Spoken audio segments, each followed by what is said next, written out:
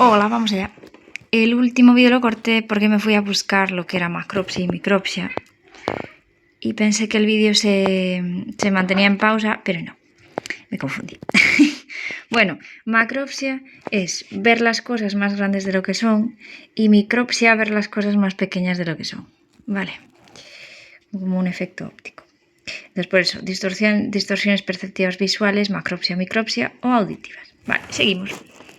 Aparece con mayor frecuencia en edad adulta. Vamos a recordar a trastorno de despersonalización. Es que con tanto trastorno me hago el lío. Estamos en despersonalización, desrealización. Vale. Aparece con mayor frecuencia en edad adulta. Se puede dar en infancia y o adolescencia. Edad media de inicio 16 años. Infrecuente a partir de los 40. Inicio repentino o gradual. El curso suele ser crónico. Duración de los episodios breve o prolongada, horas, años. Si está ligada a un acontecimiento traumático, aparece de forma súbita. Vale. Amnesia disociativa, incluyendo fuga disociativa. DSM-5, presencia de uno o más episodios de incapacidad para recordar información importante, personal o autobiográfica, generalmente traumática o estresante, que no se explica por el olvido normal. Suele ser consecuencia directa de una vivencia altamente estresante, conflictiva y o traumática. Afecta a la memoria episódica explícita. La implícita, la semántica y la procedimental suelen permanecer intactas. Esto era una pregunta de examen. Afecta a la memoria episódica explícita. Que yo lo memoricé como que todo lo que sea explícito te da más susto y entonces lo quieres olvidar. Es decir, no afecta a habilidades sociales, laborales ni al lenguaje. Tiende a ser retrógrada y selectiva sobre acontecimientos con alta carga emocional.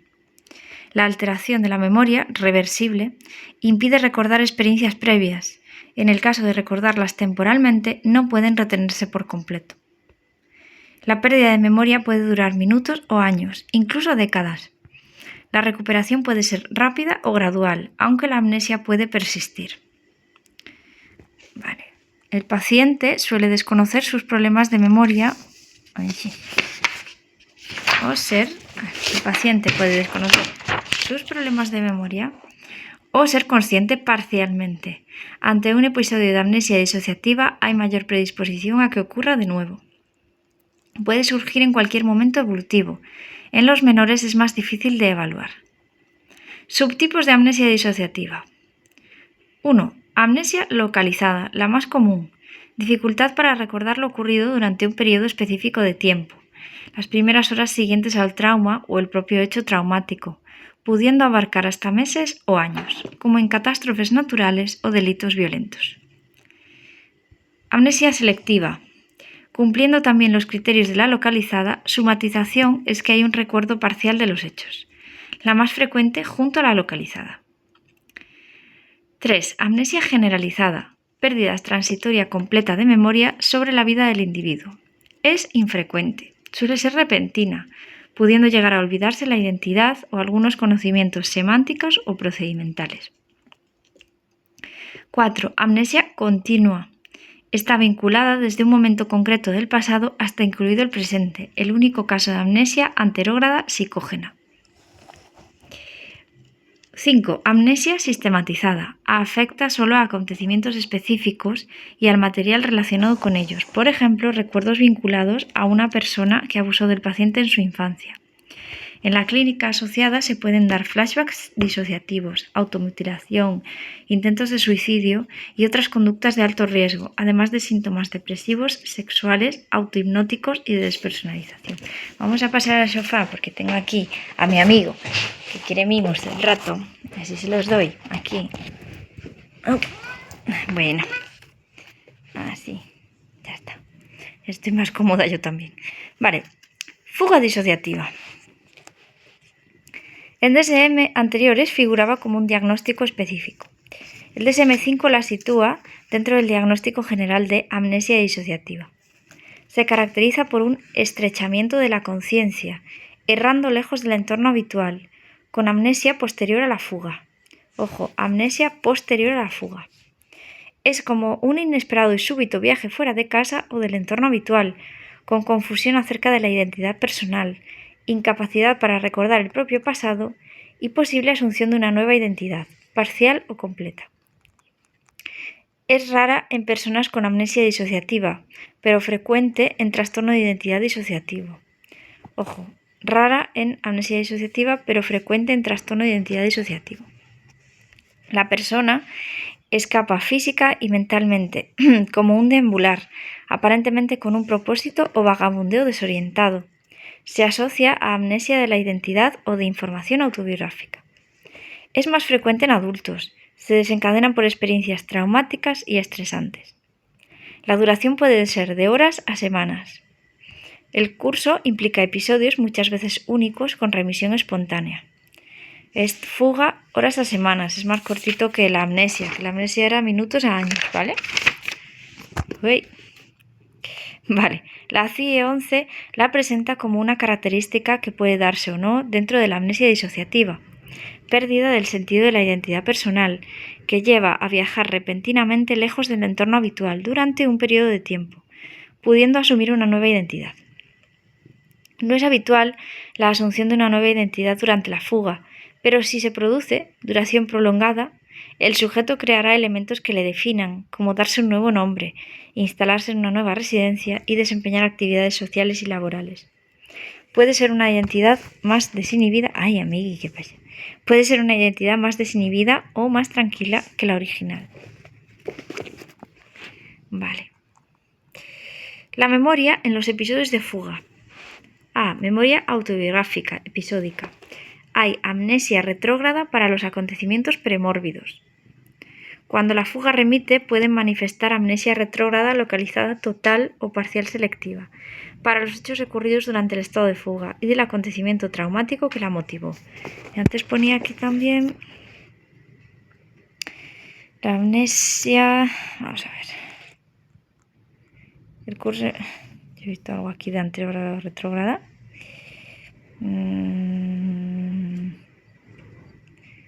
Vale. Estoy buscando aquí. Vale. Amnesia posterior a la fuga, ¿vale? Y amnesia retrógrada para los acontecimientos premórbidos. Vale, es que eso quería memorizarlo bien también. Posterior a la fuga o puede ser retrógrada para los acontecimientos premórbidos. Memoria semántica suele estar preservada, excepto alguna información semántica relativa a la identidad personal, nombre, fecha de nacimiento, familiares. D. Trastorno de trance y posesión. Oh, mira qué dibujo más chulo. Vale. La CIE-11 recoge estas dos categorías diagnósticas en un espacio específico. Trastorno de trance, OMS 2019. Hace referencia a pérdida temporal del sentido de la identidad personal y de la consciencia del entorno, excluyendo casos de psicosis o personalidad múltiple. Son estados involuntarios o no deseados que interfieren en la actividad cotidiana, porque ocurren al margen de ceremonias religiosas o culturales aceptadas. No se usa esta categoría si la experiencia se relaciona con trastorno somático o con intoxicación por sustancias. Trastorno de trance y posesión. OMS 2019 también. Pérdida temporal del sentido de la identidad personal, reemplazada por una posesión de identidad externa. La persona experimenta acciones controladas por dicho agente. Los episodios han de ser recurrentes o durar varios días para ser diagnosticados. La experiencia es involuntaria para ser diagnosticado, está bien. La experiencia es involuntaria y no deseada, ni aceptada por el colectivo. A nivel diagnóstico diferencial implica la no ocurrencia exclusivamente durante otro trastorno disociativo y el no ser mejor explicada por otro trastorno o estar íntimamente relacionada con cualquier trastorno somático o con intoxicación por sustancias. Se distingue de la esquizofrenia y del trastorno esquizoafectivo por ausencia de otros síntomas psicóticos positivos o síntomas negativos. La CIE-11 marca el límite con el trastorno de estrés postraumático y el trastorno de estrés postraumático complejo, que también pueden incluir estados disociativos similares, con disminución de la conciencia de lo inmediato y experiencia del episodio traumático pasado como si sucediera aquí y ahora, de forma involuntaria. A ver. Así. Se señala la diferencia con la epilepsia y el delirio. Las personas con trastorno de trance o trastorno de trance de posesión pueden presentar características semejantes a convulsiones parciales complejas, pero tienen electro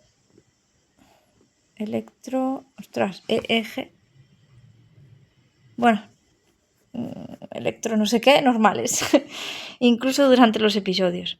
Los episodios de trance de posesión exhiben comportamientos más complejos que los episodios ictales. Bueno, el delirio tiene sus propias características. Esto de ictales no sé lo que es. Vale, bueno, epidemiología. A pesar de la alta frecuencia de estos trastornos en la población clínica, no suelen diagnosticarse como deberían. Los estudios epidemiológicos actuales, es que yo creo que esto debería ser actuales, pero bueno, ya luego lo busco. Los estudios epidemiológicos actuales señalan que la clínica disociativa es un problema mayor de lo que se creía, llegando hasta un 29% en pacientes psiquiátricos ambulatorios, 6% con trastorno de identidad disociativo. La tasa es variable entre países y entre quienes tienen un trastorno mental, y en aquellos con historia de sucesos vitales muy traumáticos. Se han detectado trastornos disociativos entre el 20 y el 35% de la población clínica adulta y entre el 0,3 al 1,8% de población no clínica. Presentan alta comorbilidad. En países industrializados, la prevalencia de trastornos disociativos en población general es del 2,4%. Según DSM-5, las tasas de prevalencia anual en adultos de Estados Unidos son: trastorno de identidad disociativo, 1,5%. Esto memorizarlo es muy complicado, pero bueno, yo lo voy a leer y lo que se me quede, pues bienvenido es. Amnesia disociativa, 1,8%. Trastorno de despersonalización o desrealización, 2%. Vale, no sé si hay más porcentajes. La prevalencia en el trastorno es menor que para los síntomas transitorios. En el anterior DSM, la fuga disociativa tenía una prevalencia del 0,2%. El trastorno de identidad disociativa es 3 a 9 veces mayor en mujeres y el de despersonalización-desrealización 2 veces mayor en mujeres. Ojo, de 3 a 9 veces mayor en mujeres, madre mía. Comorbilidad y diagnóstico diferencial. Comorbilidad. Los trastornos basados en el trauma, trastorno de estrés postraumático, trastorno de estrés postraumático complejo, el trastorno de identidad disociativa o el trastorno disociativo no especificado, presentan alta comorbilidad con otros. En un estudio de Rodwald, 2011, se observó que en trastornos disociativos se presentan de media 5 diagnósticos comórbidos, criterios DSM-4, mientras que los individuos con TEPT simple, ansiedad o depresión presentaban 2. Los trastornos de ansiedad y depresivos son los que presentan mayor comorbilidad asociada a los trastornos disociativos. En población española psiquiátrica, el estudio de Bru, 2009, muestra alta comorbilidad con trastornos disociativos con otros trastornos. Criterios DSM-4. Trastorno de conversión, 52,8%. Trastorno afectivo, 38,9%. Trastorno de ansiedad, 41,7%. Y trastorno de la personalidad, 38,7%. O sea que andan un poco en la media, 40. Más o menos la media sería 40, yo creo. El 58,3% de las personas con trastorno disociativo presenta más de uno de estos diagnósticos comórbidos asociados. La comorbilidad de la clínica y los trastornos disociativos suele ser común con los siguientes cuadros. Vale. Trastornos de ansiedad o relacionados con el trauma, estrés agudo, estrés postraumático, pánico. Trastornos depresivos, trastornos de síntomas somáticos, trastorno de somatización, trastorno de conversión o de síntomas neurológicos funcionales. Enfermedades médicas relacionadas con estrés constante, colon irritable, migraña, lesiones producto de agresión física o sexual. Estados de privación sensorial, fatiga, convalescencia, alteraciones en el sueño. consumo de sustancias, trastorno de la conducta alimentaria y trastorno obsesivo compulsivo, especialmente con el trastorno de identidad disociativo. La comorbilidad con trastornos del estado de ánimo, de la personalidad o del consumo de sustancias aumenta el riesgo de presentar conductas autodestructivas en trastornos disociativos. Las tasas altas de abandono del tratamiento, de malos resultados y la menor respuesta a los tratamientos psicológicos estándar para el TEPT, trastorno de ansiedad, adicciones, trastorno límite de la personalidad, obsesivo-compulsivo y los trastornos alimentarios, se dan entre personas con trastornos disociativos comórbidos. Si no se detecta la parcela disociativa, no se trata adecuadamente y se etiqueta como diagnóstico resistente al tratamiento. B. Diagnóstico diferencial. Asociación de Psiquiatría Americana, 2013. 1. La alteración no se puede atribuir a los efectos fisiológicos de una sustancia o afección médica. 2. La alteración no se explica mejor por otro trastorno mental, que puede ser esquizofrenia u otros cuadros psicóticos y trastorno bipolar, en el diferencial con trastorno de identidad disociativa y desrealización-despersonalización. Trastorno depresivo, en el diferencial con desrealización-despersonalización, amnesia disociativa y trastorno de identidad disociativo. Vale, no sé, hay más de trastorno diferencial, iba a decir, de diagnóstico diferencial. Trastorno de ansiedad, pánico, ansiedad social o fobia específica. Trastorno relacionado con el trauma, estrés agudo, TEPT, en el diferencial con desrealización-despersonalización, amnesia disociativa con o sin fuga disociativa y trastorno de identidad disociativa. D. Trastorno de personalidad y trastorno de síntomas somáticos, en el diferencial con trastorno de identidad disociativa, desrealización o despersonalización y amnesia disociativa.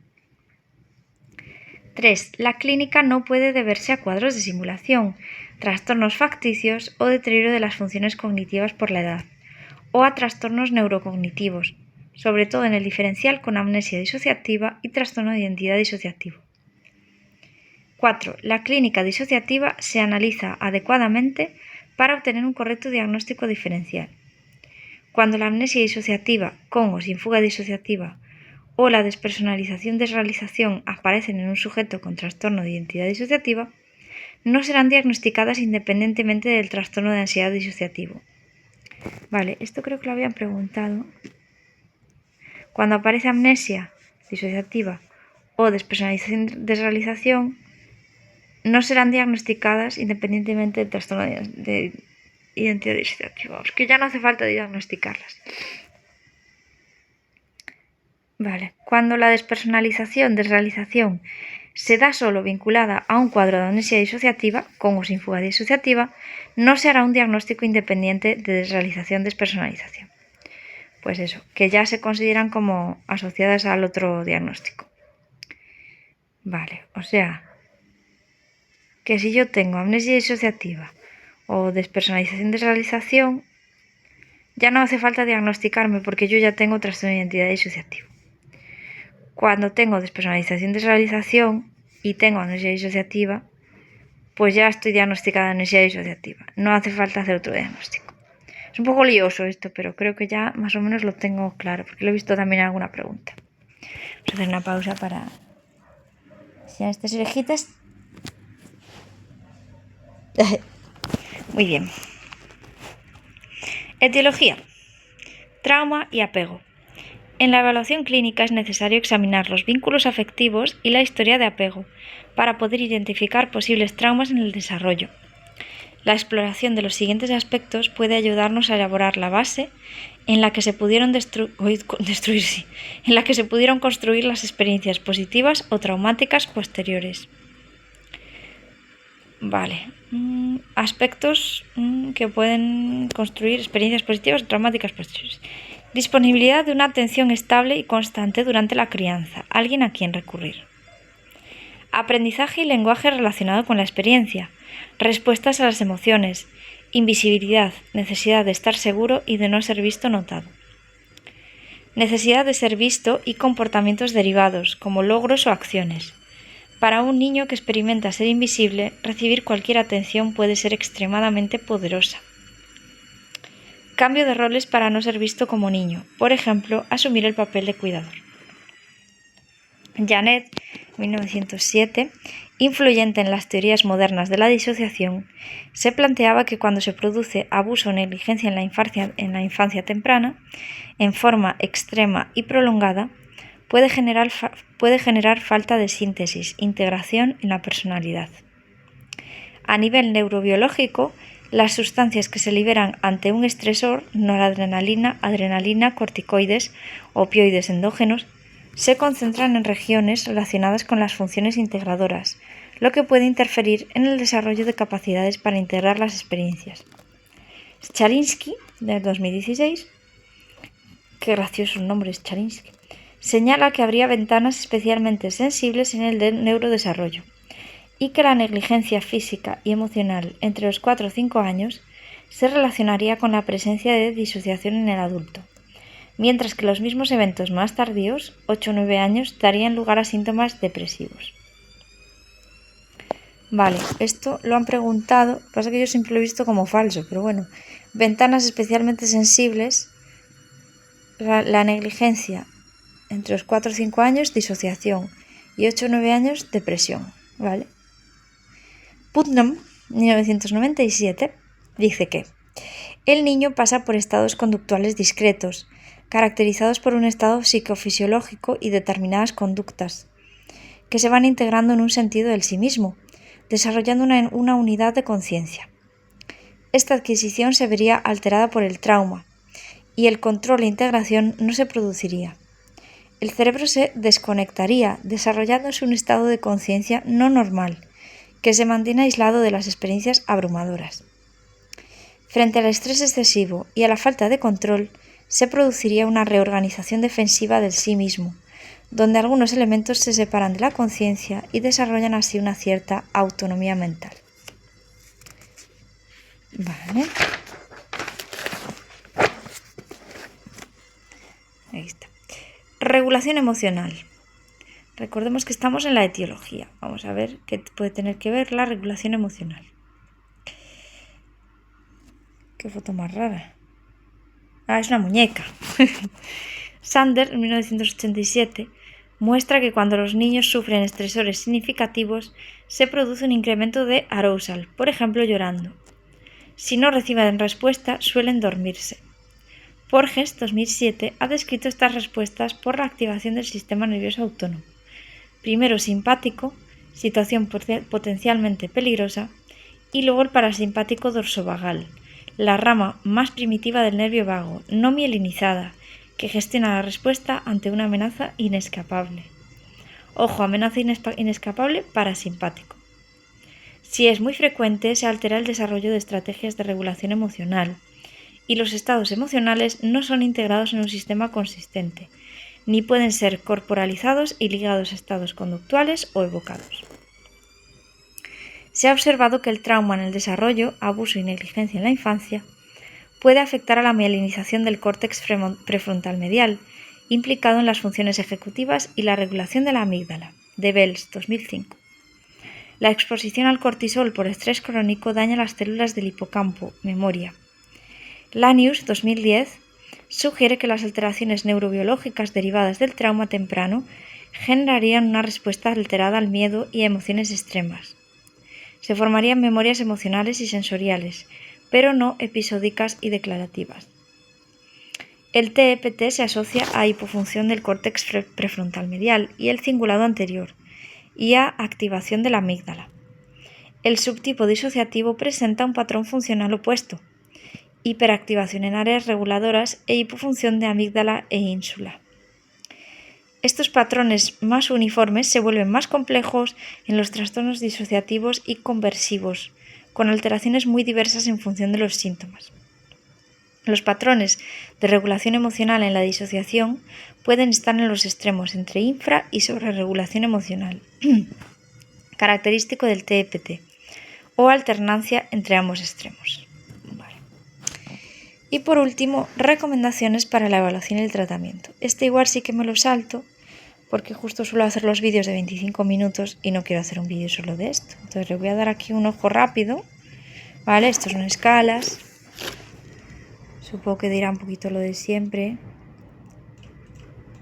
Vale, estos son características de la disociación, ¿vale? Cuestionarios, exámenes, cuestionarios. Tratamiento. Bueno, estabilización, procesamiento de recuerdos, integración. No sé si hay algo más aquí. Vale. Recomendaciones clínicas internacionales. Estabilización y seguridad y abordaje directo en el procesamiento de las heridas ligadas al trauma. Bueno, estabilización, procesamiento del trauma, integración y rehabilitación. Ahí. Vale, clima terapéutico, bueno. Esto es bastante interesante. Ante reacciones agresivas de los pacientes, como en el ejemplo que ponía en el otro tal, los terapeutas han de poder responder con neutralidad y firmeza. Bueno. Buena evolución, marco sólido, entorno capaz de contener. La meta final de la intervención será favorecer la integración. Habrá que trabajar con la responsabilidad por las consecuencias de las propias conductas y la culpabilización. Se intenta alcanzar una mayor conexión y coherencia interna. Verdaderamente esto es bastante interesante. Lo que pasa es que ya a esta altura, como voy más justita, el reto terapéutico tendrá como metas existenciales pues establecer una seguridad interna y externa, trabajar en las partes disociativas, establecer y mantener límites útiles, facilitar formas específicas de mantenerse centrado en el proceso en lugar de en el contenido, tratar compasiva y eficazmente el apego desorganizado y la dependencia del terapeuta, ayudar a los sujetos a integrar los recuerdos traumáticos, aprender a manejar el estar enfurecidos, avergonzados crónicamente, evitativos o incapaces de confiar en el terapeuta.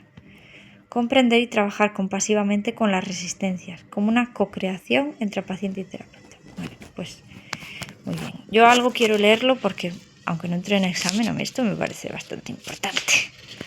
Pero bueno, tenéis un pequeño resumen. Y aquí está mi gata durmiendo, que ya está un poco frita.